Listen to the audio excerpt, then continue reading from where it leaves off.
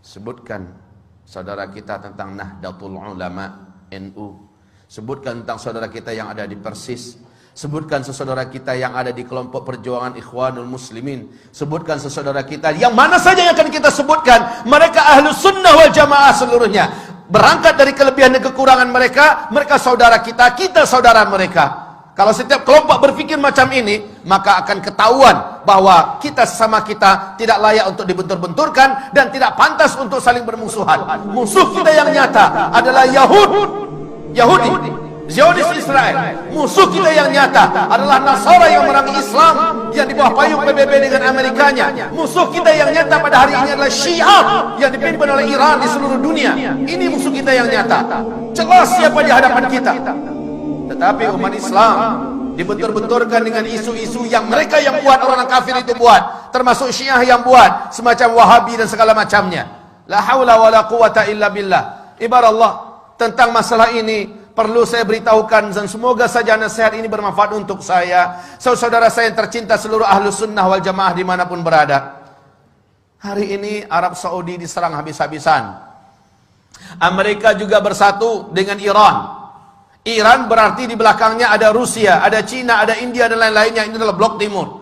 Amerika sebagai energi terkuat yang ada di PBB menyatakan Iran adalah saudara kita. Sekarang di Iran, seluruh kota-kota yang ada di Iran hari ini ibarat Allah, semua tulisan-tulisan matilah Amerika, dinding-dinding di mana saja sudah mereka hapus. Yang digantikan dengan matilah Saudi, matilah Saudi, matilah Saudi.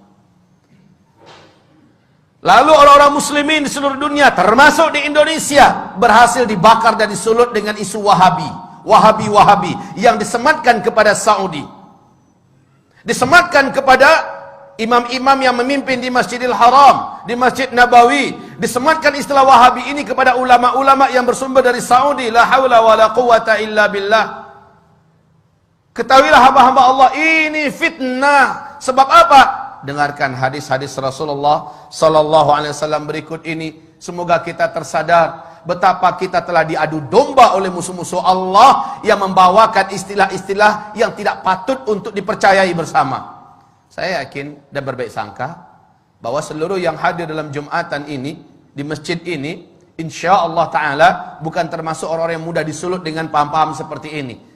Tetapi saya berharap melalui media yang ada, media sosial yang ada, dari dunia maya segala macamnya, di seluruh Indonesia bahkan menerobos ke seluruh dunia, sampailah hendaknya nasihat ini, bahwa sesungguhnya isu-isu yang tidak pantas disematkan kepada Islam, khususnya Wahabi-Wahabi, dan menyerang Arab Saudi. Sekali lagi, saya termasuk orang yang benci dengan Arab Saudi.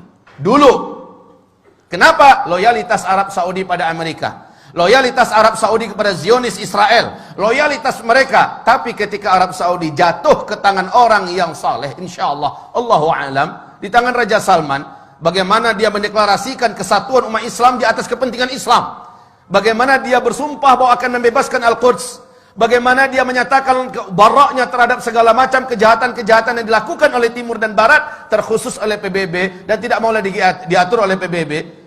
Lihat bagaimana sekarang Islam benar-benar menjadi perhatian utama, dan sejak itu Amerika berpihak kepada Iran. Sejak itu Amerika bertekad untuk menghabisi Ahlus Sunnah wal Jamaah melalui lokomotif yang paling benci kepada Islam, yaitu Syiah. Maka kaum muslimin, perhatikan sekarang.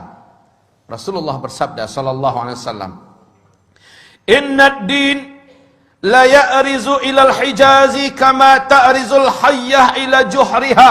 Sesungguhnya agama ini pada akhirnya nanti akan kembali berpusat dan berfokus kepada Hijaz, sebagaimana berpusatnya dan berkutatnya ular di dalam lubangnya. Hijaz itu adalah Makkah, Madinah, Taif. Ini yang Hijaz. Di zaman-zaman fitnah, Islam akan kembali berkutat atau berkonsentrasi di Hijaz.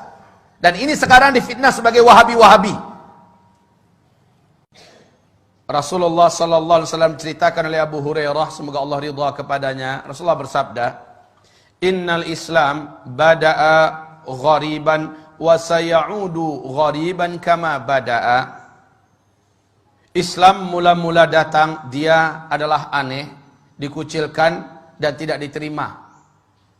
Nanti ketika di akhir zaman Islam akan kembali dianggap aneh, dikucilkan dan kembali tidak diterima.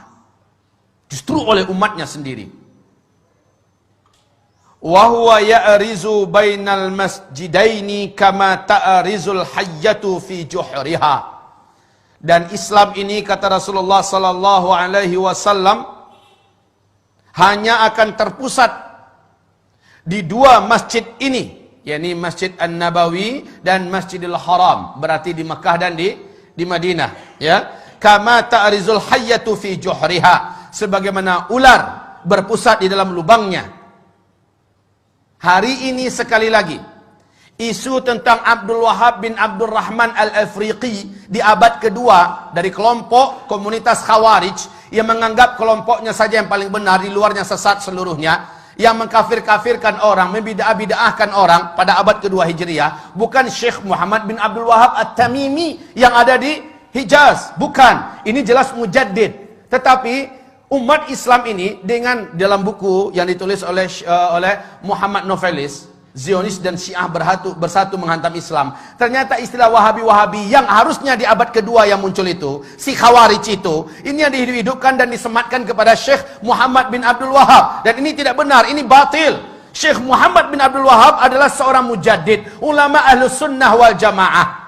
Lihat seluruh bacaan-bacaan yang ditulisnya, lihat seluruh gubahan-gubahannya, lihat seluruh penyampaiannya, sama dengan yang ada pada umat Islam pada hari ini, baik yang dipakai dan diamalkan oleh NU, baik yang diamalkan dipakai oleh umat Islam yang ada di Muhammadiyah, baik yang dipakai oleh Ahlussunnah wal Jamaah yang ada di mana-mana. Tapi yang ditulis, yang diucapkan, dilafazkan oleh sang Khawarij abad kedua Hijriah, yakni Abdul Wahab bin Abdul Rahman, ini dia yang sesat, menyesatkan. Tapi orang-orang Syiah menyematkan ini kepada Syekh Muhammad bin Abdul Wahab. Inilah kebatilan yang nyata, ibarat Allah yang kami muliakan. Lalu umat Islam sekarang mau saja percaya dan dibentur-benturkan. Betapa prihatinnya, perih hati saya ketika mendengar ada seorang Sunni diusir oleh saudara Sunninya yang lain. Kenapa? Sunni yang ini adalah mereka dari komunitas mayoritas, punya kebiasaan mengamalkan ini amal itu. Yang Sunni ini tidak mau mengikuti semacam Maulid Nabi, Isra Mi'raj, nggak mengikuti, ya. Tapi dia tetap baik berhubungan dengan masyarakat. Dianggap dan dibakar-bakar, disponsori, ini adalah paham Wahabi. Diusir dari kampungnya, diusir, tidak boleh lagi tinggal di kampung, bahkan diancam bakar. Rumahnya memang dibakar. Sampai-sampai ketika disakiti sekeluarga, padahal sama-sama Sunni, yang bertepuk tangan Syi'i, orang Syiah, karena kompor yang mereka nyalakan telah membakar sesama umat Islam. Harusnya kaum muslimin sadarilah, semua sifat-sifat Wahabi yang diceritakan oleh saudara kita yang menyebar di mana-mana 100% ada pada komunitas Syiah. Semua sifat-sifat yang ada pada Wahabi-Wahabi itu ada pada Syiah seluruhnya. Baca tentang Syiah, lihat perangai-perangai Wahabi, 100% ada pada Syiah. Yang maling mereka, yang teriak maling mereka dan mengadu domba sesama umat Islam. Sadarlah. Sadarlah. Wahai saudaraku, jangan mau dibentur-benturkan. Cintai saudaramu. Dan kata Rasulullah SAW, La tadkhulul jannah hatta tu'minu. Kamu tidak akan pernah masuk ke dalam surga sampai kamu menjadi orang yang beriman. Wa la tu'minu hatta tahabbu. Dan kamu tidak akan pernah menjadi orang yang beriman sehingga kamu saling mencintai. Kamu tidak akan pernah menjadi orang yang beriman sampai kamu saling mencintai. Saling mencintai ini adalah syarat menjadi orang yang beriman. Ibarat Allah, ma'asyiral muslimin, hamba-hamba Allah yang kami muliakan. Bagaimana, surga mana yang akan kita layak masuki sementara kita membenci sama orang beriman? Surga mana yang pantas kita masuki? Padahal yang pantas menjadi ahli surga hanyalah orang yang beriman. Dan kamu tidak akan sampai dan tidak akan pernah menjadi orang yang beriman sampai kamu mencintai sesama saudara kamu. Perbedaan nama, perbedaan karakter, perbedaan sifat dan sebagainya, jangan dijadikan alasan untuk kita tidak menganggapnya saudara kita. Orang tua kita sama, Al-Quran dan As-Sunnah. Rumah besar kita sama, Islam. Yang prinsip-prinsip kita masih sama. Hanya perbedaan-perbedaan ini jangan sampai kita mau dicabik-cabik. Ini yang menjadikan setan itu, walakin fit tahrishi bainahum, akan tetapi dengan memecah belah dan mengadu domba sesama mereka. Di sini pintunya yang didapat oleh setan ada pada umat ini. Semoga hamba Allah yang menyampaikan diampuni oleh Allah Subhanahu wa taala ketika hamba ini melakukan khilaf dan salah dan berkata-kata.